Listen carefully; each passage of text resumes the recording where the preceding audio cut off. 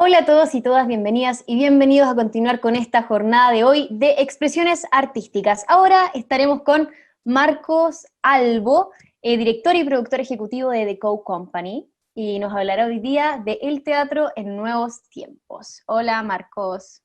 Hola Feña, ¿cómo estás? Bien, ha sido un increíble día, lo he repetido todo el rato, pero creo que hoy día hay una energía especial. Qué bueno, porque además estás tú en tu área, ¿no? En tu rubro. Así que ahí te tienes que estar Sí, po. manejando como un pez en el agua. Perfecto, ando pero feliz nadando. Me parece estupendo. Bueno, hoy día me invitaron a conversar un poco sobre teatro y sobre el teatro en los nuevos tiempos, en realidad. Me imagino que en los nuevos tiempos nos referimos a lo que está pasando ahora con la pandemia.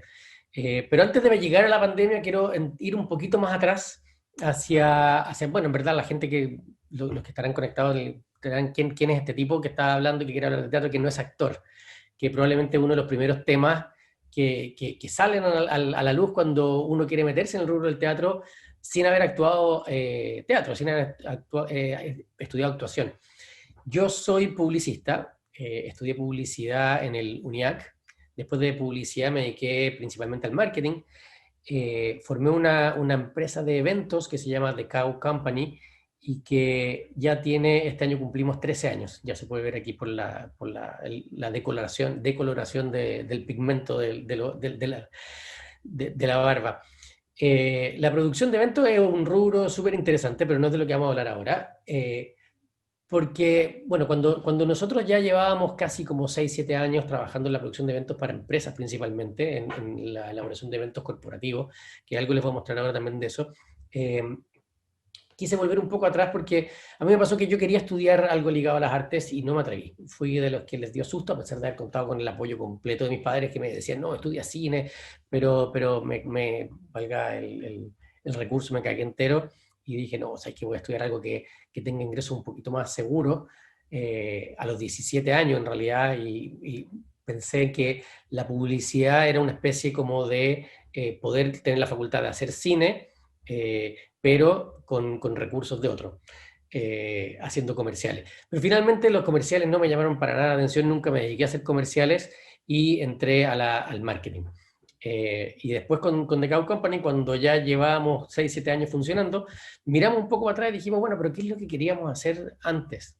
Cuando uno quiere conversar con su propio yo, ese yo de los 16 años, eh, ahí fue cuando me di cuenta de que estaba en un rumbo que no era necesariamente el que yo quería. Entonces hicimos un pequeño golpe de timón y dijimos, bueno, ¿y qué pasa si nos metemos de vuelta a la industria creativa? Pero no a la industria creativa desde el punto de vista de hacer cosas para marcas, sino que hacerlas para uno y finalmente para el público final también. Y así decidimos meternos en el teatro. Entonces les quería presentar una pequeña presentación que tengo que les voy a compartir de cómo fueron estos inicios en el teatro. Y esto habla un poquito de qué es The Cow Company para entender un poco lo que es la producción de eventos. La producción en general involucra, valga el nombre, en el fondo es producir, es combinar muchos factores para poder obtener una experiencia en común que la viva finalmente el público final. Este público final, en el caso de la producción de eventos corporativos, es normalmente un cliente. Entonces pensábamos que, ¿qué pasa si toda la expertise que teníamos nosotros en la creación de eventos la poníamos en la producción teatral, en la producción de cine, en la producción fotográfica? Y así fue cuando decidimos embarcarnos en nuestra primera obra de teatro, donde dijimos, bueno, ¿cómo lo podemos hacer ahora? Y dijimos, bueno, vamos a las tablas, que es algo que nos ha fascinado siempre y que siempre hemos querido hacer. Y este era un poco como el sueño, salir al escenario y tener a miles de personas aplaudiendo de pie. Y dijimos, bueno, con toda la experiencia que nosotros tenemos, va a ser llegar y hacerlo, estirar el penal y abrazarse. Pero lo primero que nos dijeron es que no se podía. Y para nosotros siempre el no ha sido una especie de un agente movilizador. Cuando te dicen no, es como, ¿por qué no? O te apuesto que sí, o vamos a buscar la forma de hacerlo. Probablemente hay muchas personas que se toman con esta primera piedra, con una roca en el camino, y no tenéis ganas de sortearla, y te dais la vuelta y no pasa nada. Lo que nos pasa a nosotros normalmente con el no es veamos si se puede. El primer no que nos dijeron fue, así no funciona. Ese fue el acto uno. En Chile no funciona así el teatro.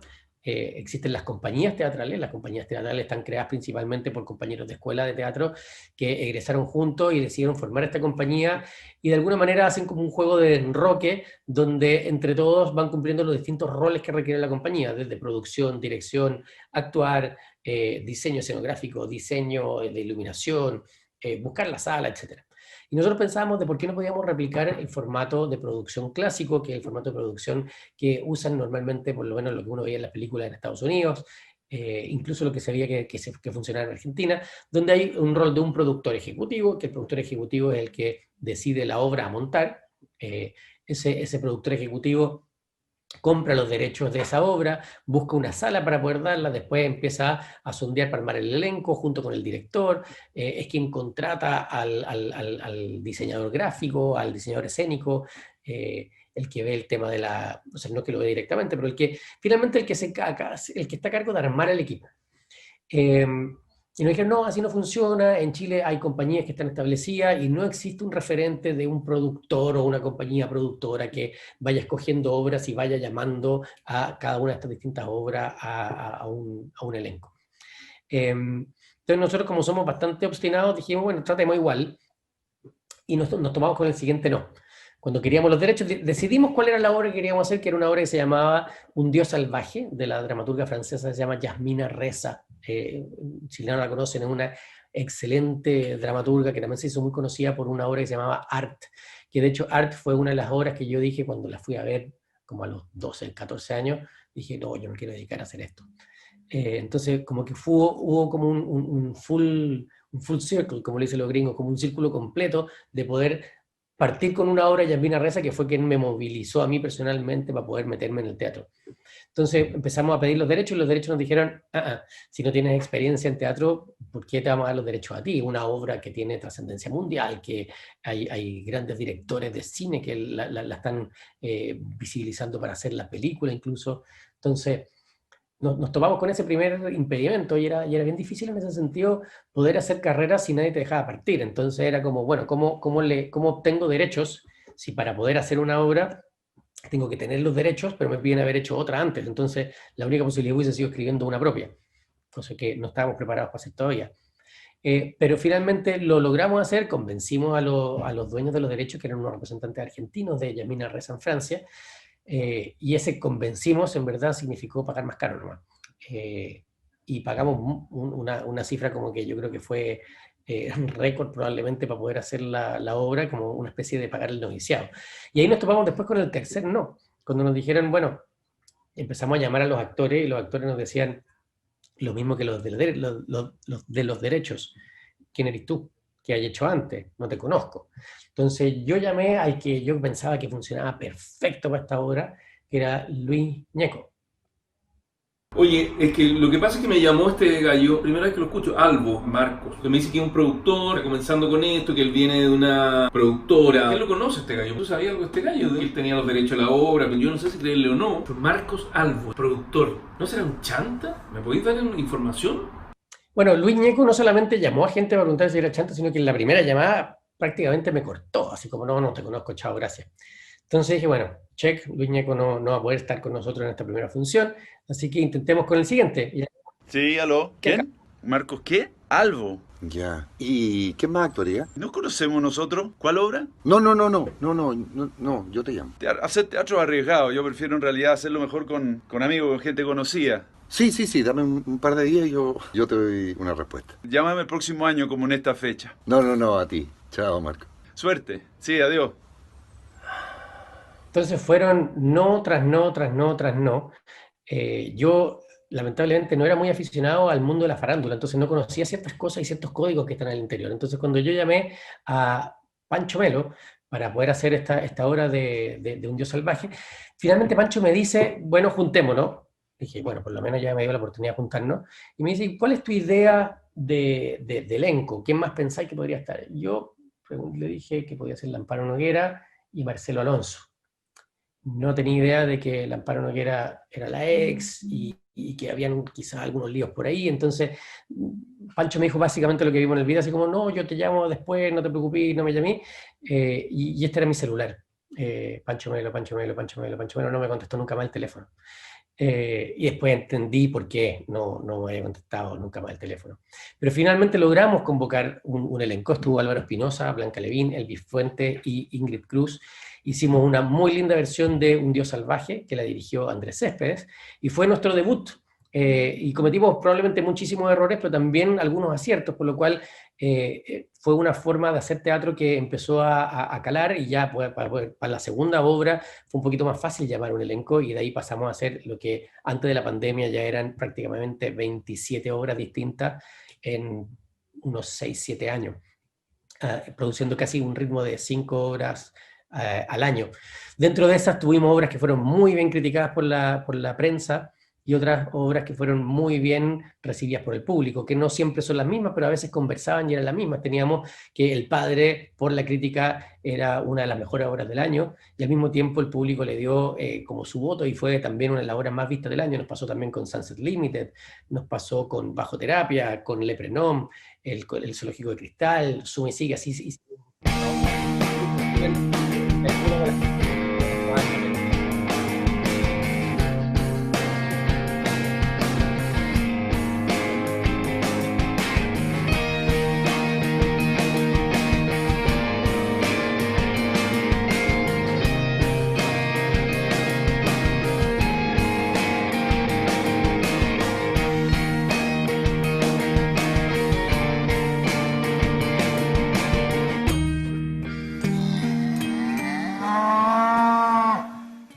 Y esa ha sido nuestra experiencia en teatro. En algunas partes, en algunos medios nos consideraron como la productora detrás de los éxitos del teatro actual, y nos metimos de lleno a lo que es la industria creativa.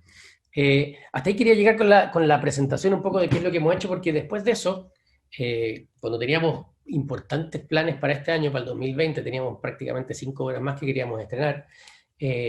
Primero nos azota la crisis social, donde desde octubre era prácticamente imposible hacer teatro, no se podía mucho ni siquiera salir a la calle, entonces tuvimos que cancelar algunos de los estrenos, y después en marzo nos llega como el segundo aire negativo, digámoslo, de la pandemia, donde ya no solamente no podíamos salir, no podíamos ir al teatro, sino que prácticamente no podíamos salir de la casa. Entonces, como productores en una industria creativa, la necesidad tiene cara de hereje, y la necesidad nos llevó a reinventarnos de alguna manera, y tener ciertas ventajas de poder romper ciertos paradigmas, que fue un poco como el espíritu fundacional de lo que estábamos haciendo nosotros originalmente. Queríamos romper los paradigmas de cómo se hacía teatro en Chile a través de generar un ente productor, y ahora nos tocaba romper los paradigmas de cómo hacer teatro saliéndonos de lo presencial. Y viendo un poco lo que estaba pasando en otras partes del mundo, me llegó una invitación de Argentina para ver una serie de cuentos leídos por su escritor, por un dramaturgo argentino, que particularmente era una obra que nosotros íbamos a estrenar. O sea, el dramaturgo era de una obra de las que estábamos haciendo nosotros, y él leía sus propios cuentos. Lo que me pareció bastante interesante, y llamé a uno de los colaboradores con los que trabajábamos en el tema de las adaptaciones, principalmente un escritor dramaturgo que estuvo justamente hoy día en la mañana con ustedes, que es Rafael Gumucio. Le dije: Rafa, ¿qué cuentos tienes que podamos leer? Pero no quiero que los leas tú, porque me parece muy fome. Sería interesante que lo leyeran actores. Y ahí en ese pimponeo creativo pensamos, y bueno, ¿y por qué no escribir un cuento? Y si ya vamos a escribir, ¿por qué no escribir una obra? Y si ya vamos a hacer una obra, ¿por qué no hacemos una obra con un elenco? Y creamos un concepto que denominamos Living Teatro, que básicamente ocupaba el juego de palabras de living, de que era en vivo, porque una de las cosas que queríamos que sucediera era que era teatro en vivo. En Argentina estaba funcionando mucho el streaming de teatro, pero con obras que ya habían dado. Y lo que nosotros queríamos era poder lograr el vértigo de el teatro, no presencial, pero sí el teatro en vivo, donde todas las experiencias que suceden para la gente que es más asidua al teatro, todas las obras que uno ve son distintas.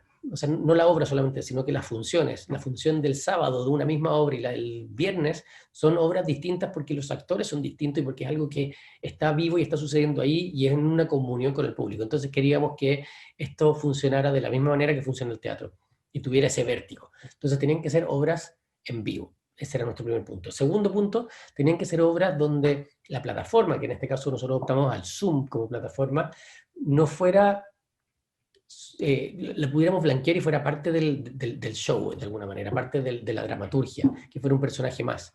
Entonces todo lo que sucediera tenía que ser capaz de suceder por Zoom.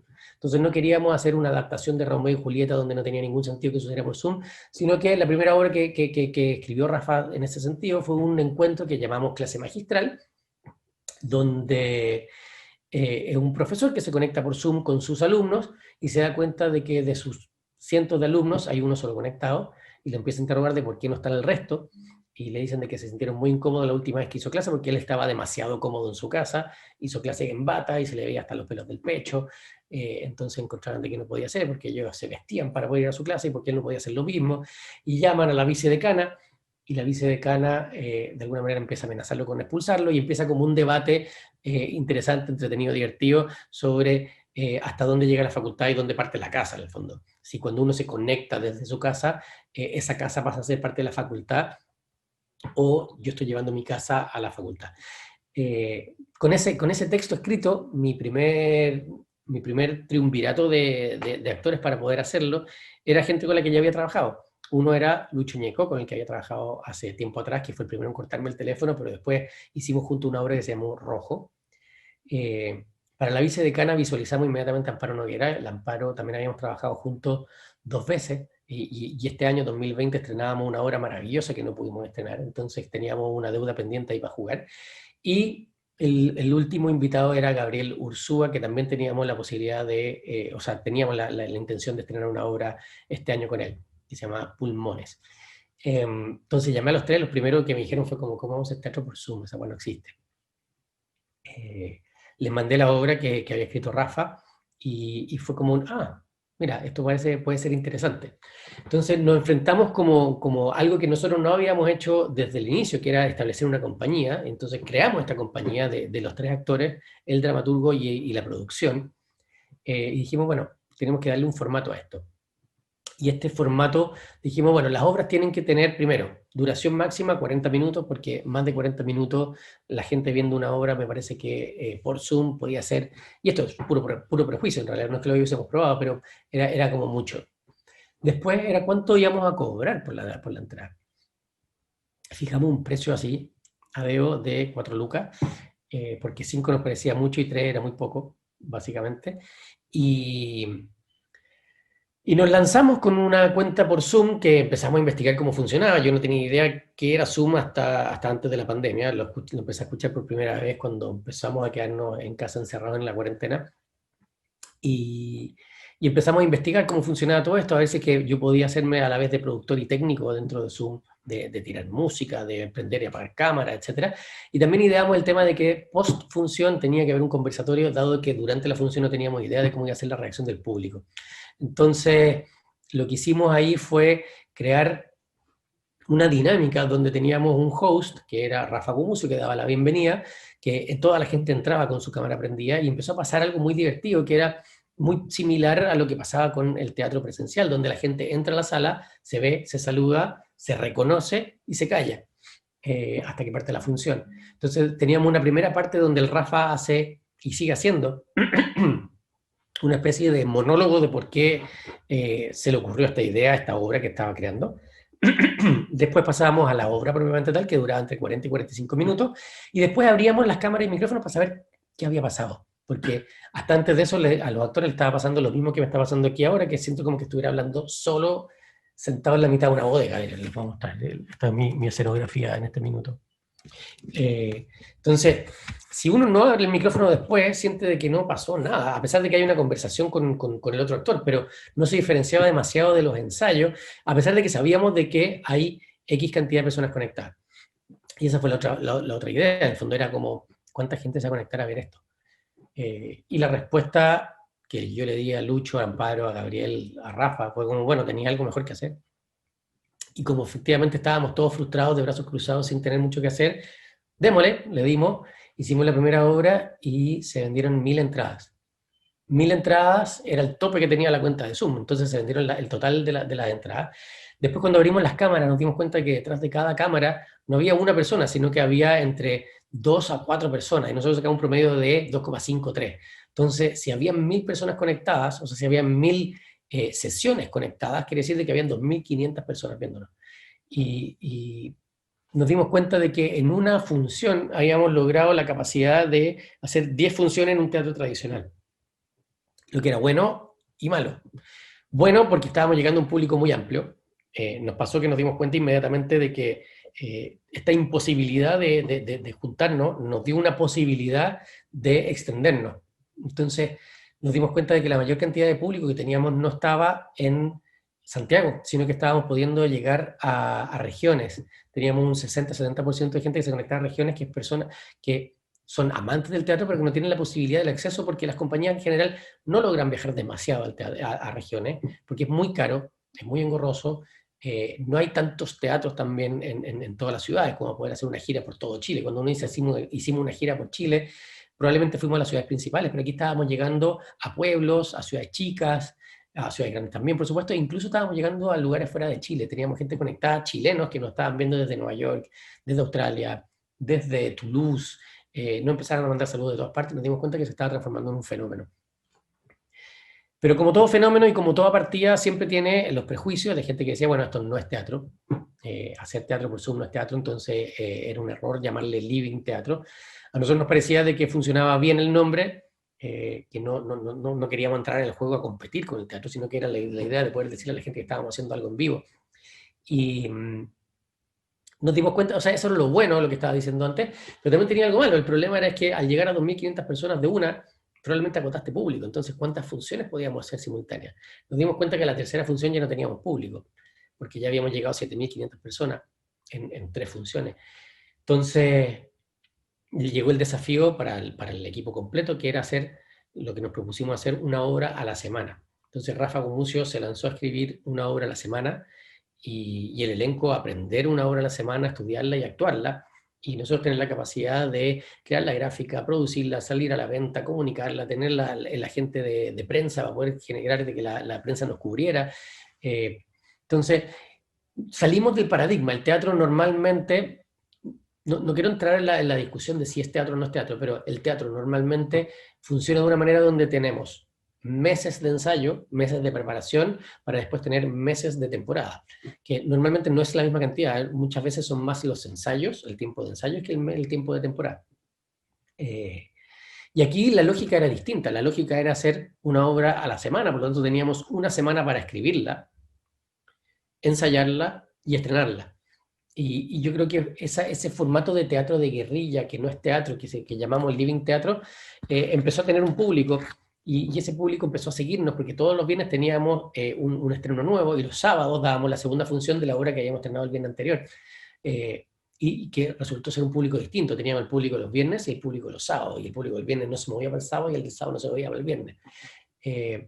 Y así partimos y hoy día ya llevamos 32 obras, ya llevamos 7 meses haciendo teatro online.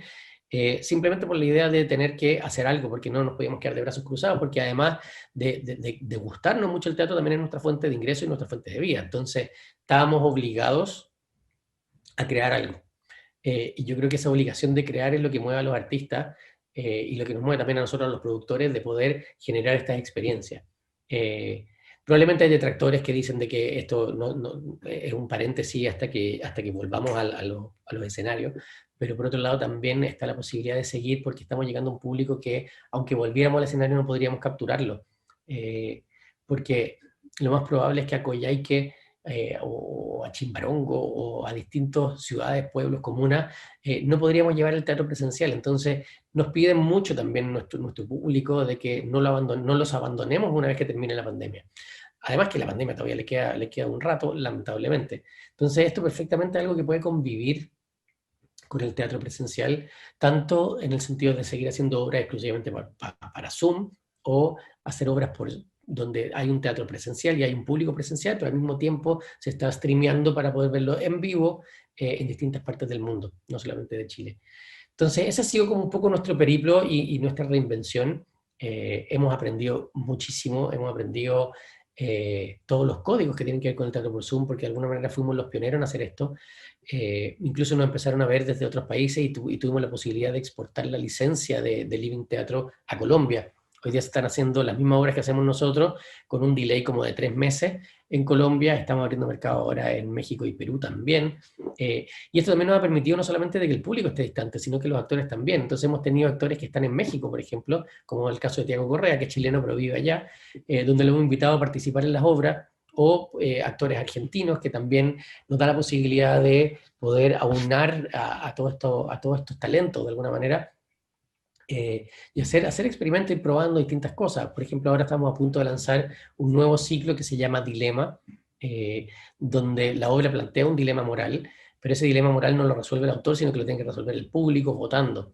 Entonces es una especie de, para los que tengan más años, se pueden acordar de estos libros que eran como define tu propia aventura o busca tu propio camino, cosas por el estilo, donde efectivamente le vamos a ir preguntando al público y por votación inmediatamente, que sale con efectos rapidísimos gracias a la tecnología, vamos a ver para dónde se va embarcando la historia. Una especie de teatro interactivo. Entonces nos permite ir jugando, ir probando, ir haciendo y ver qué va pasando. Eso es un poco lo que les quería contar. Ya llevo estos 30 minutos hablando. No tengo mucho más que contarles, decirles de que esperamos de que esto continúe. Después vamos a hacer este híbrido entre el presencial y el teatro a distancia. Pero creemos de que es algo que llegó para quedarse, así como llegó para quedarse el tema de las reuniones por Zoom y el teletrabajo. Probablemente el teleteatro o el living teatro, o como se llama en el fondo, también creo que es algo que llegó para quedarse. Siempre van a haber detractores probablemente. Por otro lado, también tenemos el tema del nombre, que nos decían que el living teatro no era lo que debería ser, o qué sé yo, pero probablemente es el mismo problema con el que se enfrentó en su minuto el radioteatro. La gente puede haber dicho, no, bueno, esto no es teatro, dado que no estoy viendo a los actores, pero es una discusión que debe haber quedado muerta en ese minuto y que hoy día todos llamamos radioteatro y sabemos perfectamente a qué nos referimos cuando hablamos de radioteatro.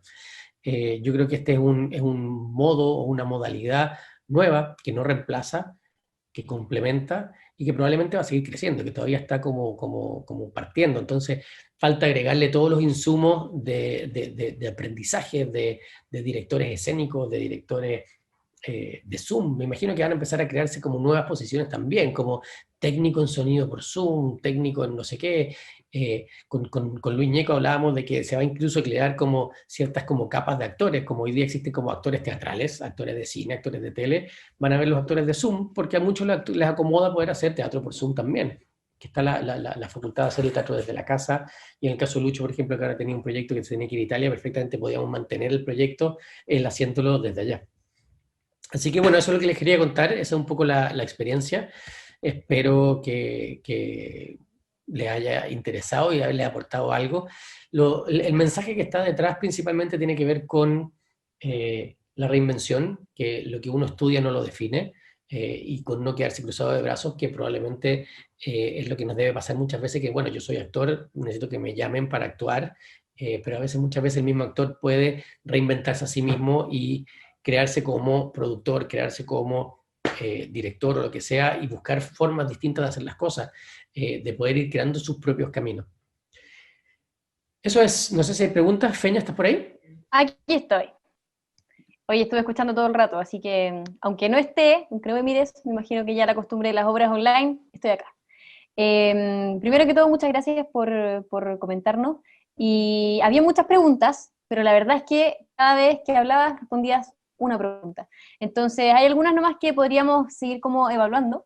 Primero, ¿por qué crees que el teatro hoy es algo poco llamativo para el promedio de gente en Chile? Como qué necesita cambiar o qué necesita renovar, porque de alguna forma The Coke Company está en la cima, de alguna manera, como de espectadores, frente al teatro más promedio en Chile. Entonces, frente a eso, quizás algún consejo, alguna opinión que tú tengas al respecto del teatro general.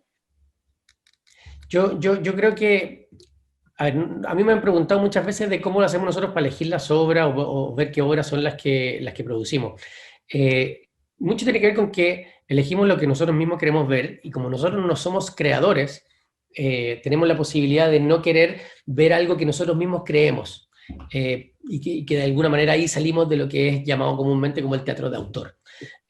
Nosotros no hacemos teatro de autor porque no somos autores directamente, sino que buscamos cosas que nos interesan y que creemos que al público también le podría interesar porque somos público.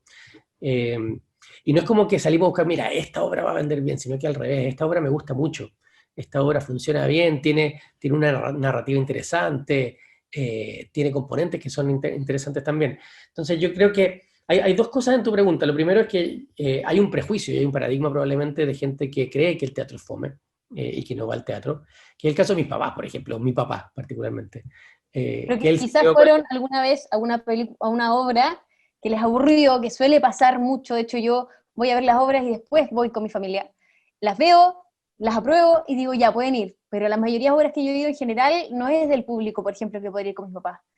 Entonces, dentro de esto creo que... mucho eso. O sea, hoy día existe una especie como de etiqueta de lo que es el teatro comercial y el teatro. Que a mí la verdad que esa etiqueta no me gusta nada porque finalmente tampoco define nada. El teatro comercial no lo hace el hecho de que vaya más o menos público a verlo en el fondo. Nosotros cuando hicimos Sunset Limited, que era una obra que hablaba sobre el suicidio, de la muerte, era una obra encerrada en un acto de 2 actores, cuando la pensamos hacer y producir, nunca dijimos, bueno, esta es una obra que le va a ir la raja, porque en verdad es una obra densa, es una obra que habla del suicidio, una obra que tiene mucho lenguaje bien técnico y que vuelvo a lo mismo, en el fondo es una obra como bastante dura, fuerte, que tiene ciertos momentos de diversión, en el fondo de risa, pero que principalmente es una obra dura. Y que la gente cuando la empezó a ver le encantó y se transformó en la obra más vista del año. Y para nosotros fue una absoluta sorpresa. Nosotros dijimos, bueno, las obras comerciales son las comedias que funcionan en salas más comerciales como Mori Parque Arauco, el Teatro San Ginés o cosas por el estilo. Pero nos dimos cuenta que hacer Sunset Limited en el Teatro de la Católica también podía ser un teatro comercial, porque efectivamente le fue muy bien. Yo creo que el problema es cuando uno va una vez, prueba y después dice, no, esto no me gustó y no me gusta el teatro. Claro. Yo creo que lo que hay que salir de ahí es decir, bueno, no me gustó esta obra. Eso no quiere decir de que uno vete el teatro completo por haber visto una mala obra o una obra que ni siquiera es mala, sino que no haya sido de tu estilo. Yo creo que uno de los grandes problemas que nosotros tenemos en el teatro es la falta de comunicación. Hoy día es muy difícil enterarse de lo que está en cartelera, más allá del nombre. O sea, antes por lo menos en el Mercurio salía, tú te metías y decías, están dando tal obra en la Católica, en el GAM o lo que sea. Pero de ahí a saber de qué se trata, quién actúa, qué sé yo, que te la recomienden, estaba muy lejos. En Argentina las recomendaciones teatrales tienen páginas y páginas, porque hay una cultura teatral importante. Claro. Y de alguna manera yo creo que es como una especie del huevo o la gallina. No hay cultura porque no hay público, y al mismo tiempo no hay público porque no hay cultura. Entonces, si nosotros tuviéramos más espacios de comunicación en televisión abierta, en distintos espacios para poder comentar de qué son las obras, la gente podría seleccionar mejor qué es lo que le podría gustar y no pegarse el alcachofazo cuando la estáis viendo y tú dices, uy, ¿en qué me metí? Porque evidentemente yo creo que uno de los factores importantes en el teatro es que el público que vaya a ver la obra es público que sea de la obra, en el fondo, porque no todas las obras son para cualquier público, ni todos los públicos son para cualquier obra. Claro.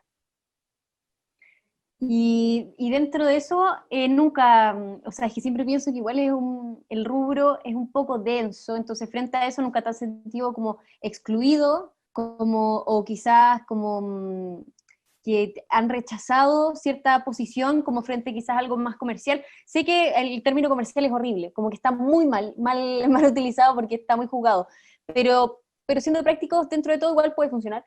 Y no hay quizás algún rubro, o sea, algún espacio, algún nicho de actores o de trabajadores que finalmente es como, no me gusta eso porque, ¿no? O sea, sí, siempre están como los fundamentalistas del teatro que de alguna manera estigmatizan mucho más cuando uno hace cierto tipo de cosas y dice, bueno, entonces si tú hiciste una obra comercial en el Teatro Mori, que era una comedia, qué sé yo, entonces eso quiere decir de que eso es lo que tú haces. Yo creo que nosotros tenemos la posibilidad de saltarnos de distintos nichos y seguir haciendo lo que más nos guste directamente, no por eso quedarnos enmarcados en un segmento. Pero de alguna manera esos muros se van derribando con la construcción y el trabajo. Y bueno, siempre van a quedar algunos que te ven como el outsider, en el fondo, como que no, este es un outsider que no es de parte del rubro y no es de nosotros, por lo tanto, aislémoslo. Pero también el hecho de ser un outsider te da ciertas cosas positivas en el fondo, da perspectiva, por ejemplo, da un cuestionamiento distinto del status quo, de cómo hacer las cosas, da una identificación de oportunidades. Entonces, el hecho de ser outsider también tiene beneficios que de alguna manera redundan también en la industria creativa. Oye, actualmente, o sea, ¿trabajan solo con obras o comerciales? Ya no. No, nosotros hoy día seguimos haciendo eventos corporativos para empresas. De hecho, hasta antes de la pandemia era nuestro mayor ingreso y el teatro era como un ingreso paralelo más bajo. Pero por la pandemia y cuando empezamos a hacer Living Teatro, como que se dieron vuelta un poco las cosas, empezamos a hacer muchísimo más teatro online. Y ahora, en noviembre, diciembre, empezaron a reactivarse también los eventos de fin de año de empresa, pero también online. Entonces, de hecho, ahora cuando les mostré mi escenografía, donde estoy metido en una bodega en el submundo de TVN, que estamos armando un evento que es mañana para un banco. Buena, genial. Oye, y hablando de actualmente, con respecto a lo bien que ha funcionado las obras Living Teatro o Teatro Online, como quieran llamarlo, ¿esperan volver pronto ahora que se está abriendo la presencialidad a obras presenciales o finalmente aún no sale muy a costo partir al tiro con la baja cantidad de público que puede haber en una sala? ¿Van a continuar online o pretenden volver pronto? Yo creo que es una combinación de ambas, es un híbrido. O sea, si volvemos al presencial, probablemente va a ser un presencial más online, donde si la capacidad máxima de aforo que nos van a permitir es el 25%, tenemos que salir a buscar ese otro 75% en línea, Claro. y tratar de llegar En con regiones, como comentaba ahí recién. Claro. Claro.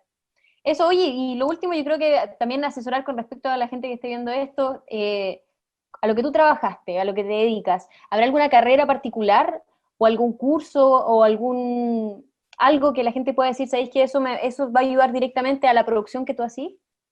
Mira, yo creo que lo que uno estudia, y quizás esto no es algo que debería decir acá, pero lo que uno estudia no te define para siempre. Probablemente hoy día deben haber muy buenos productores que son abogados o otros productores que son periodistas. Por ejemplo, el caso de Nissim Sharim, que murió hace poquito, es uno de los grandes destacados actores que generó una herencia creativa importante en Chile, y él estudió Derecho. Yo creo que uno lo que tiene que hacer es movilizar qué son las cosas en las que uno siente que hace mejor, estudiar eso, pero eso que estudie finalmente no te define. Yo creo que lo que te define es lo que uno va desarrollando después. Entonces, claro, evidentemente uno tiene que ir tratando de buscar las herramientas que más se acerquen a lo que uno quiere lograr, pero probablemente a los 17, 18 años no tenés idea de qué es lo que quería hacer, porque te va a cambiar el mundo completamente al año siguiente, al mes siguiente y a la década después. Pero si uno dice, no, mira, lo que yo quiero hacer es ser actriz, probablemente lo mejor es que estudies teatro. Si lo que tú piensas es que quiero ser productor, bueno, existe la carrera de producción. Ahora, un productor de teatro yo creo que quería mucho mejor que estudiara teatro y además producción. Entonces va generando complementos que te van generando una especie de destino común. ¿Hubieras estudiado teatro? Feliz.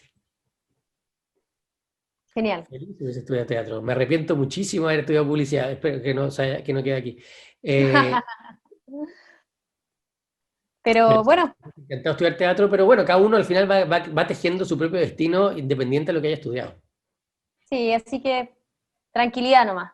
El mundo se resuelve con tiempo también, con paciencia.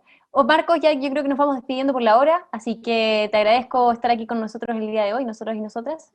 Y eso, y los dejo aprovechando de los que estén mirando, invitados a las 4 en 20 minutos más, vamos a estar con Dana Coralek, que nos va a hablar de comunicación audiovisual. Así que eso, nos vemos en un ratito. Muchas, muchas gracias. Chao, gracias. Chao, chao.